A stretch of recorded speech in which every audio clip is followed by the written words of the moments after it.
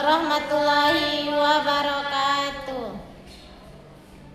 Bagaimana kabarnya anak semuanya? Alhamdulillah baik, Bu. Kok nggak semangat? Alhamdulillah baik, Bu. Selfie? Baik, Bu. Alhamdulillah. Baik, sebelum kita mulai pelajaran kita, mari kita berdoa dulu agar ilmu yang kita dapatkan menjadi berkah. Kepada Hesti, dipersilakan berdoanya. Siap dan berdoa mulai. Bismillahirrahmanirrahim. Rabbi zidni ilma warzuqni fahma. Amin. Baik, sebelumnya Ibu mau absen dulu ya.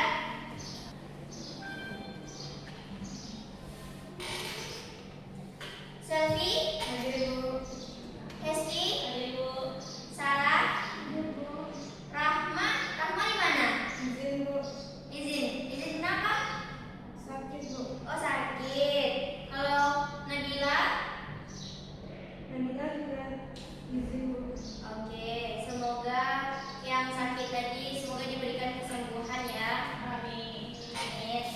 Sebelum kita melanjutkan pelajaran kita pada hari ini, coba kalian tengok kiri kanan dulu apakah ada sampah atau kursinya yang masih miring, diluruskan dulu.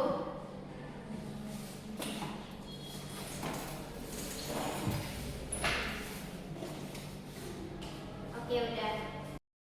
Baik, sepertinya sudah bersih ya. Hari ini kita sudah siap untuk belajar.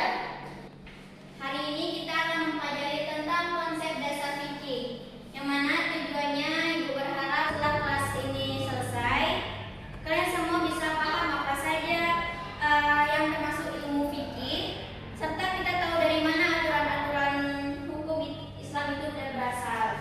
Selanjutnya, kita belajar fikih ini bukan tentang aturan tentang halal dan haramnya saja, tetapi fikih itu adalah bukti cinta Allah kepada kita. Bagaimana kita bisa menjalani hidup dengan teratur dan tenang. Oh ya, anak ibu semuanya, kalian sudah tahu kan pada di zaman Nabi itu belum ada pabrik rokok atau tembakau seperti di zaman sekarang. Bagaimana agama kita menentukan hukum merokok itu diperbolehkan atau tidak? Ada yang bisa menjawab? Hesti? Diperbolehkan atau tidak? Apa, Bu? Merokok. Kalau menurut pandangan saya, Bu, Hmm. merokok itu tidak membolehkan karena merusak. Tidak merusak diri sendiri, tapi juga merusak orang lain. Bu, Oke. karena asap rokok itu membahayakan bagi perokok pasif. Yang dimana perokok pasif ini adalah perokok yang orang yang berada di sekitar orang yang merokok. Jadi asapnya itu dihirup oleh orang yang tidak merokok.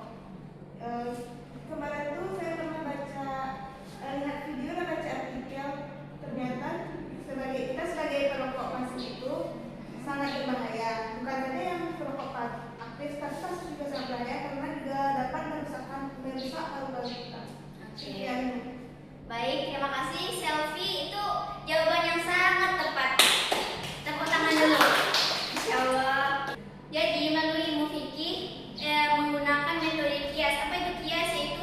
Kias yaitu tentang menyamakan atau menganalogikan.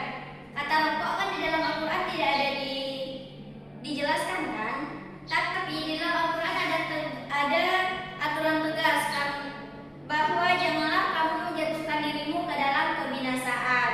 Jadi rokok itu kan sudah pasti membahayakan kan, bagi paru-paru, bagi diri dia sendiri dan bagi yang lainnya. Jadi kita analogikan rokok ini tidak diperbolehkan. Waktu kalian SMP dulu, kalian sudah mempelajari tentang wudhu, sholat, zakat, puasa, itu termasuk ke dalam ilmu fikih. Jadi sekarang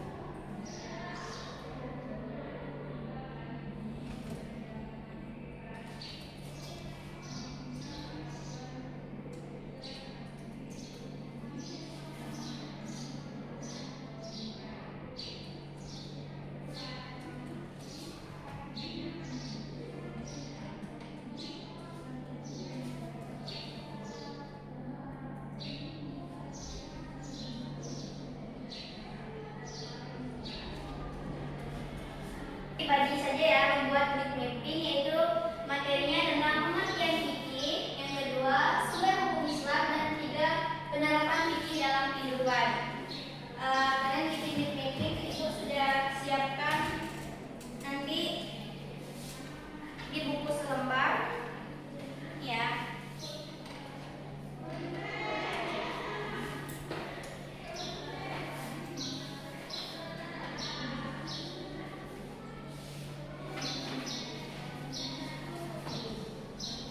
Tugasnya kalian sesuaikan materi ini tentang satu saja, satu orang satu materi.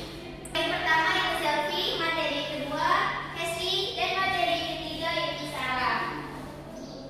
Ibu kasih waktu 5 menit saja.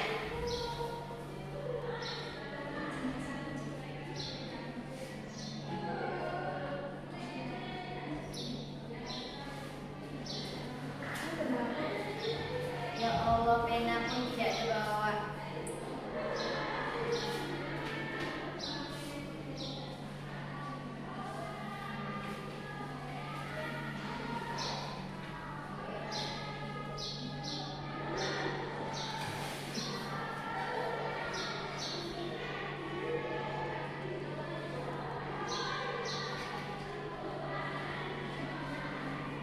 Ada yang perlu ditanyakan?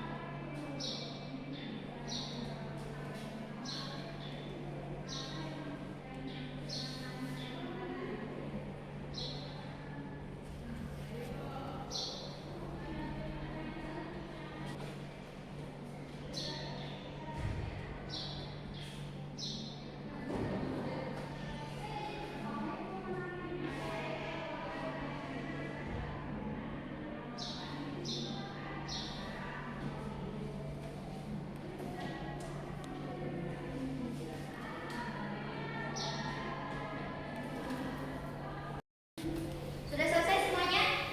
Ya, Bu. Ada yang mau maju duluan? Ya, Bu. Boleh? Salah? Kondisi dalam kehidupan sehari-hari yaitu bisa kita lihat di sini, yaitu yang pertama fikih ibadah seperti sholat dan puasa, terus fikih muamalah, pekerjaan dan upah, di mana pekerjaan itu halal, upah dikasih dan diberi pada tepat waktu. Itu selanjutnya fikih munakahat, yaitu pernikahan, di mana kita bisa memahami rukun dan syarat sah pernikahan. Dan yang terakhir yaitu seperti fikih mawaris, seperti pemberian wasiat. Sekian. Terima kasih Sarah. Tepuk tangan dulu dong. Yang kedua, oke, selfie. Hesti maksudnya. Maklum manusia ya. Maaf ya. Sumber hukum Islam pertama itu Al-Quran, yang kedua itu Sunnah, yang kedua Ijma, yang terakhir itu Qiyas. Nah, fungsi sumber hukum Islam yaitu sebagai pedoman hidup manusia serta menentukan hukum halal dan haram. Terima kasih Hesti. Jadi sumber hukum Islam itu terdiri dari Al-Quran dan hadis ya. Al-Quran, hadis, ijma, dan qiyas. Yang tadi Ibu contohkan tadi tentang rokok tadi. Coba sumber hukum fikih bagian apa? Iya, Bu. Oke, baik. Betul sekali.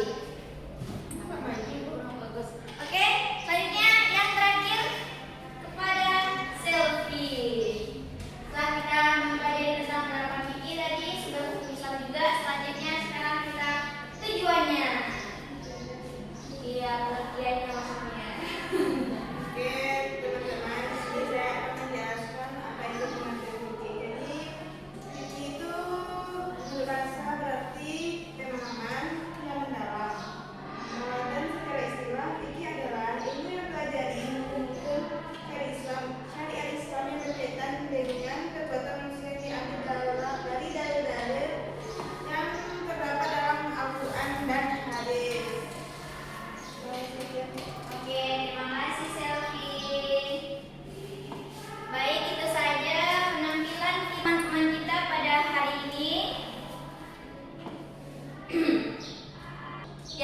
kesimpulannya Vicky itu dinamis apa kaku?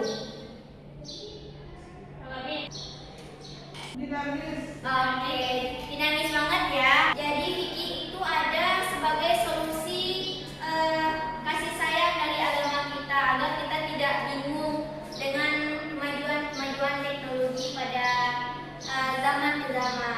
Dan juga Vicky itu adalah ilmu yang mempelajari tentang hukum hikmat yang mengatur kehidupan manusia berdasarkan Al-Quran dan hadis. Dengan kita mempelajari fikih, kita dapat mengetahui cara beribadah dan cara berperilaku sesuai syariat Islam. Jadi pembelajaran kita pada hari ini, apakah anak-anak ibu semuanya sudah dapat memahami? Oke. Ibu sangat bangga dengan anak kelas 10 pada pagi hari ini karena sudah berpartisipasi, sudah memberikan pandangannya terhadap apa yang ibu kasih tugas tadi, dan hapus untuk kita semua dulu. Untuk tugas kalian di rumah, kalian membuat poster tentang pengertian fikih, sumber hukum Islam, dan penerapan fikih dalam kehidupan sehari-hari.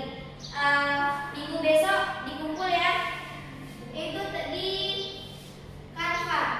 Kalian tetap bikin juga di Canva yang jelas agar kalian juga tidak lupa dengan pembelajaran kita pada hari ini. Mungkin itu saja pembelajaran kita pada